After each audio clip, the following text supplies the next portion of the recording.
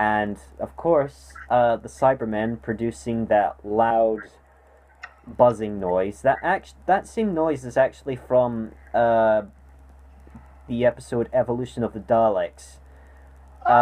Because it was that scene where David Tennant's confronting the hybrid, and he's brought like this radio, and he says, you can sing to it, fall in love to it, unless you're a Dalek, of course, then it's all just noise!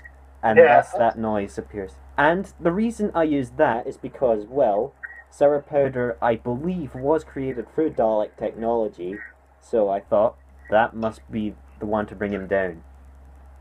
Oh, okay, that's interesting. I did wonder where that noise came from, but it's funny because that means another secret thing about Chapter 6 was inspired by the noise scene as well. So, but what about the scream that Sarah Powder does?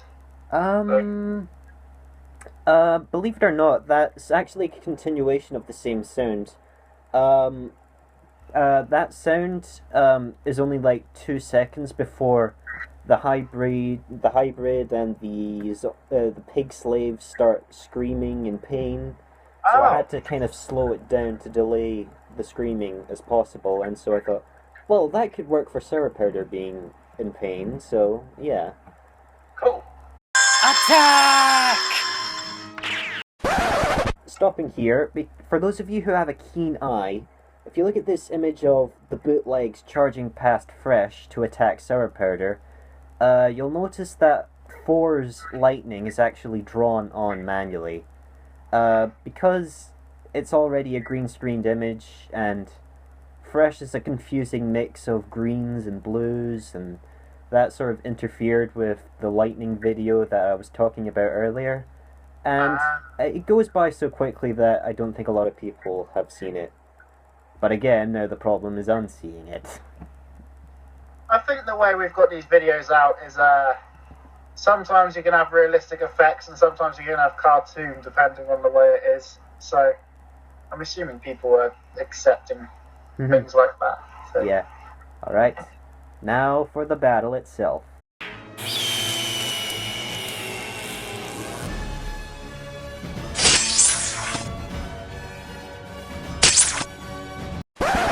And Spider webs up Sarah Powder's mouth so he can't breathe fire. And to top it all off, he webs up his arms and legs so he can't move. I'm basically just going to explain why they use their attacks. So. Yeah, cool. Right.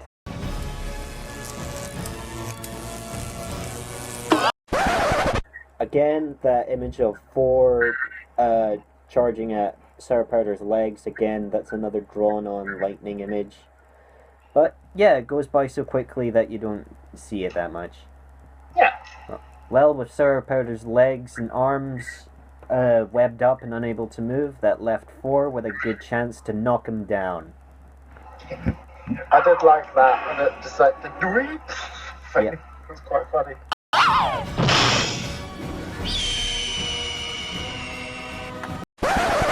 Yes, and not only does Falcon start clawing at the back of Sarah Powder's head, he actually flies up and sort of brings his head up into view for Iron Can to take a direct hit. Okay. A lot of you probably don't know, but that noise of Falcon screeching, that was actually me. Now, because of the way our video call's going, Dudley, you might not be able to see it, but in the final video, this is basically what I did for Sarah Powder's sound effect.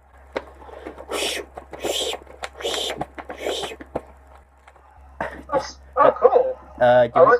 You won't be able to see that yet, but come the final video, then it'll be funny. Yeah.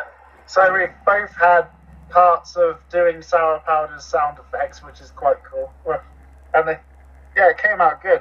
I like the sounds we did. So. Yep.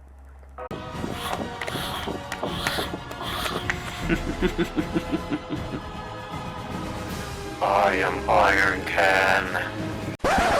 And, yeah, that's me doing the voice of Iron Can. It's just a I forget the filter, but it's I think it might be either radio or electronic or something. I'll probably put a picture up so I can remember for later. Cool. Anyway, he's flying in to take his direct hit at sour powder.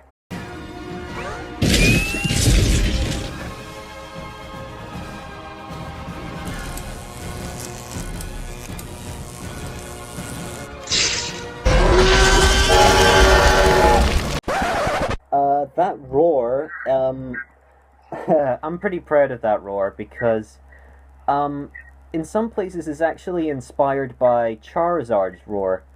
But because I couldn't find a clear clip of him roaring, then I just sort of decided to make my own. And, that's actually the T-Rex roar from Jurassic Park mixed in with a steam train. I love the sound of steam trains when monsters and foes are angry, so yeah, proud.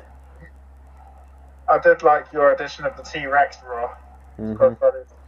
It's like, because I was going for a sort of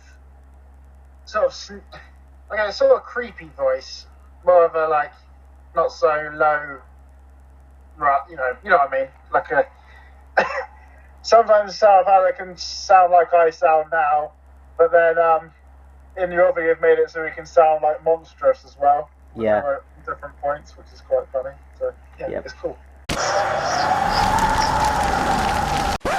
And the exchanging of flames and snow of our two combatants testing out their powers to see who will come out on top. Yeah. Well, Sorry. just a really small nitpick is that when they cross, you can see the line of the image in the middle. Yeah, you see, during production, I didn't know, how these two effects were going to cross paths with each other, unless I risked, the flame completely missing and, the snow going off in the wrong direction, so I just had to... I originally wanted to have both the fire and the snow sort of split down the middle, so it looked like they're repelling each other.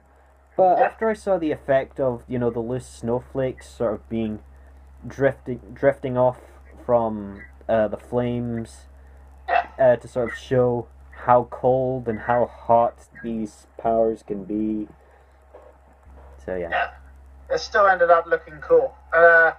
Out of interest, on the note of what we use for our videos, what software do you use to edit the videos? I use iMovie on my Macintosh. Oh, cool. Okay.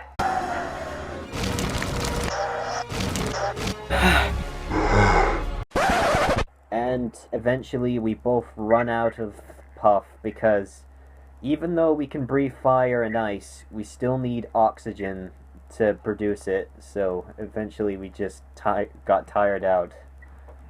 Yeah. So what did you use for the grunt noise of sour? Well, you heard fresh panting moments ago. I actually took that and just slowed it down. Oh, cool, and nice. put it in a lower pitch. That's what you hear. Yeah, cool. Yeah. Delete. Delete. Delete. And the Cybermen and me also do the finishing blow. Makes sense because they're doing their best to try and delete this foe that they've encountered. Oh boy, this shot I'm not too proud of, but you get the idea. I've never had to draw fresh powder with an overhead shot. So I just sort of took inspiration from Steven Universe, where if something is like really far away or like on a screen, it's just a series of colors and shapes, which is fine. But people are gonna pause it and think, oh, that looks a bit lazy. Oh, I'm guessing you're excited to get the next part out. when you did it. That might have something to do with it, probably. Because I mean, when I first saw it, I was kind of, while I was still watching the rest of the part, I was kind of left thinking, I'm gonna have to look at this a second time because a couple of moments I didn't twig, like I thought I was missing something. Mm-hmm. But then when you explained it, I was like, oh yeah, of course. Now I can totally see what you were going for. So it's like when you're looking at a picture, someone else can see the right thing, and then when someone mentions it, I was like, oh, now I can see it. You know, like. But yeah, well.